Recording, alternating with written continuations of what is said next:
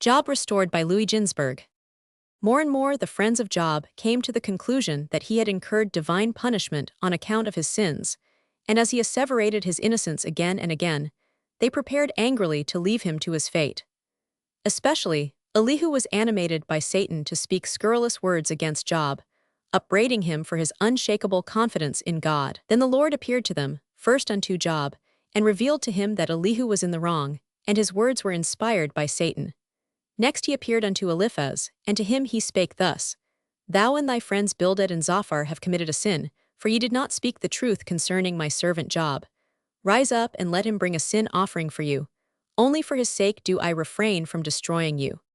The sacrifice offered by Job in behalf of his friends was accepted graciously by God, and Eliphaz broke out into a hymn of thanksgiving to the Lord for having pardoned the transgression of himself and his two friends. At the same time, he announced the damnation of Elihu, the instrument of Satan. God appeared to Job once more, and gave him a girdle composed of 3 ribbons, and he bade him tie it around his waist. Hardly had he put it on when all his pain disappeared, his very recollection of it vanished, and more than this, God made him to see all that ever was and all that shall ever be. 33. After suffering 7-fold pain for 7 years 34, Job was restored to strength.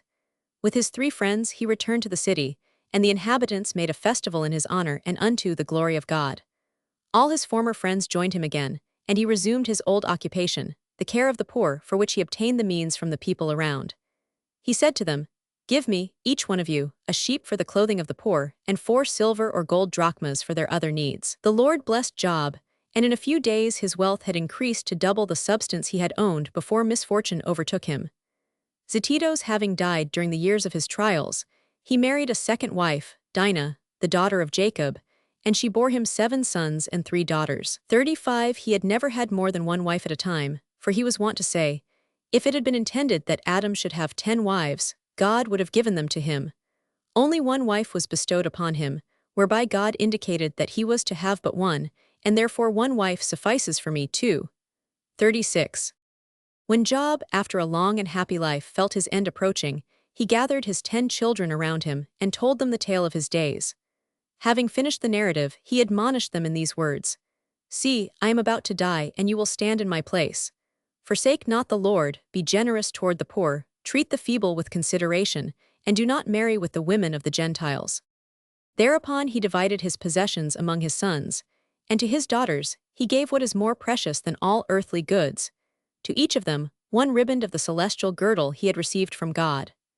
The magic virtue of these ribbons was such that no sooner did their possessors tie them around their waists than they were transformed into higher beings, and with seraphic voices they broke out into hymns after the manner of the angels.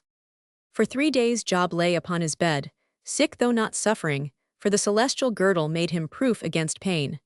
On the 4th day he saw the angels descend to fetch his soul. He arose from his bed, handed a cithern to his oldest daughter Jemima, day, a censer to the second one, Keziah, perfume, and a cymbal to the third, Amaltheas, horn, and bade them welcome the angels with the sound of music.